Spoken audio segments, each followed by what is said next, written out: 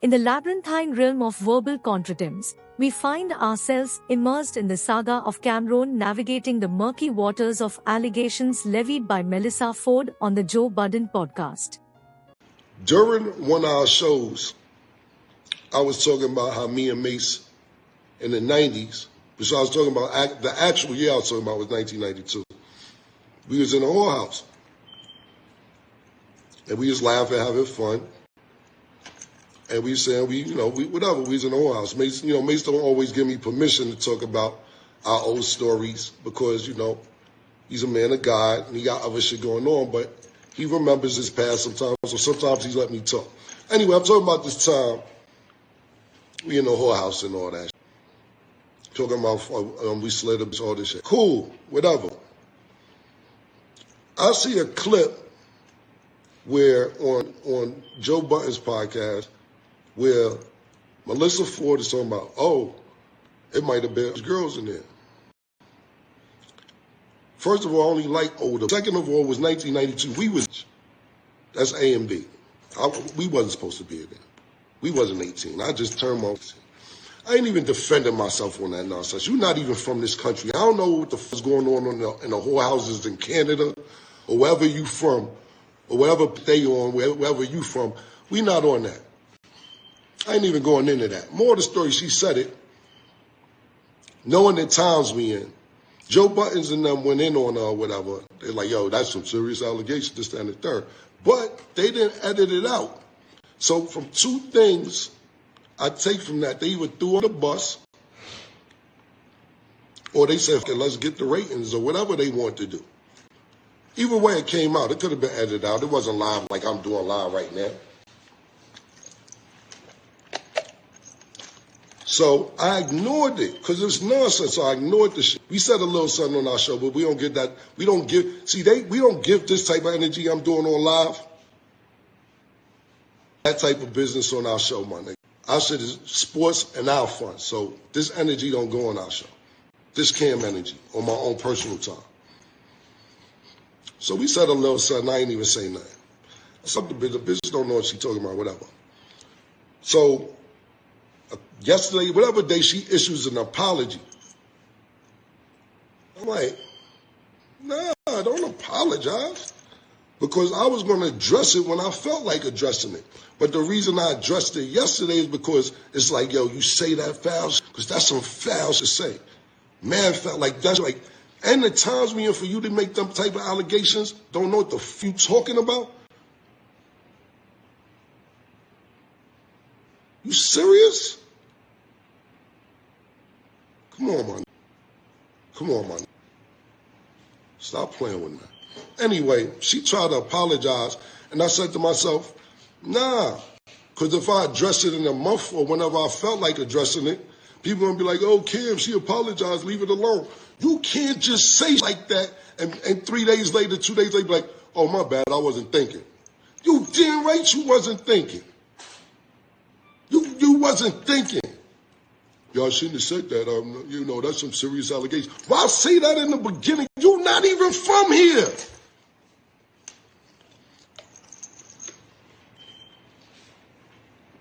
You're not even from this country.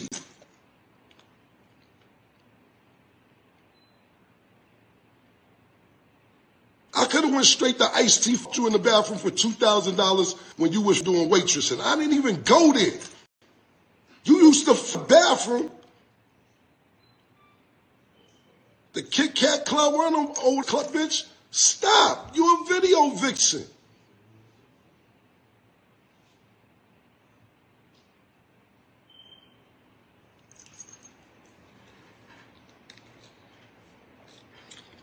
Anyway.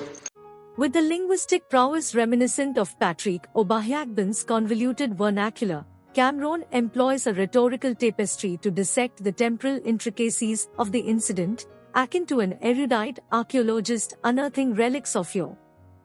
Cameron, with the precision of a legal rhetorician, elucidates that the purported incident in question unfolded in the temporal hinterlands of 1992, a bygone epoch when the sands of time held different grains.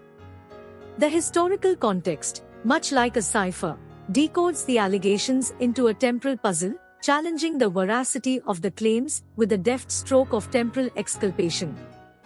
The allegations, akin to discordant notes in a symphony, are summarily dismissed by Cameron. With a sagacious air, he points out that the accused were, in fact, beneath the ages of a certain age threshold, casting a shadow of incredulity over the veracity of the claims. It's a rhetorical masterstroke, a linguistic chess move that questions the very fabric of the allegations by challenging their temporal and legal underpinnings. In his diatribe, Cameron doesn't shy away from accusing Melyssa Ford of seeking the limelight, insinuating that her allegations may be an orchestrated cacophony to garner attention or, in the parlance of the streets, to boost podcast ratings. The implicit accusation of ulterior motives becomes a rhetorical sledgehammer, smashing through the facade of innocence that shrouds the allegations. The accusation gains additional potency as Cameron calls attention to the unedited nature of the podcast content. It's a veiled insinuation that the producers may have conspired to keep the controversial statements, painting a picture of a deliberate orchestration to throw him under the proverbial bus for the sake of sensationalism. The accusation carries echoes of Machiavellian scheming, reminiscent of historical court intrigues. Cameron's refusal to accept Melyssa Ford's proffered apology is a rhetorical flourish that echoes the ancient wisdom encapsulated in the proverb, "Fool me once, shame on you, fool me twice, shame on me." It's a stern rebuke, a declaration that contrition without genuine contriteness is akin to a hollow echo in the grand corridors of amends. The frustration permeating Cameron's words, like a tempest brewing in the seas of indignation, finds expression in his admonition for Melyssa Ford to cease playing with him. The metaphorical chessboard is laid bare, and Cameron positions himself as a strategic grandmaster, warning his adversary of the potential consequences of their verbal sparring. Amidst the verbal sparring, Cameron ventures into the arena of personal jabs, referencing unrelated incidents to cast a shadow over Melyssa Ford's credibility. It's a rhetorical strategy akin to guerrilla warfare, where the terrain of personal history becomes a battleground, and skirmishes in unrelated arenas are invoked to question the overall veracity of the accuser's narrative. The podcasting space, that erstwhile elysium of unfettered dialogue and variegated vociferations, has been assailed by the cataclysmic reverberations of grave asseverations that have rent the digital firmament asunder.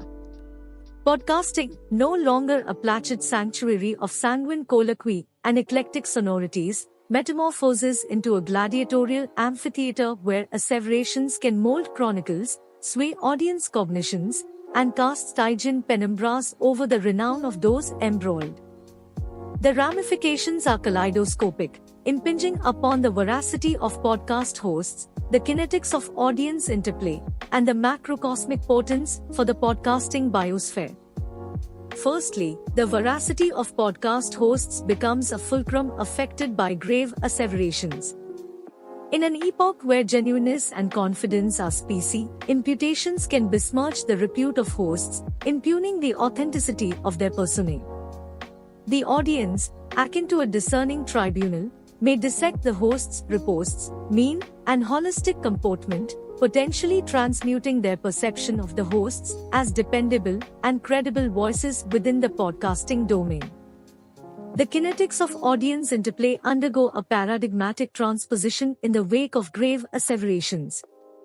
Audiences, empowered by the interactive essence of podcast platforms, often become dynamic participants in discourses and polemics.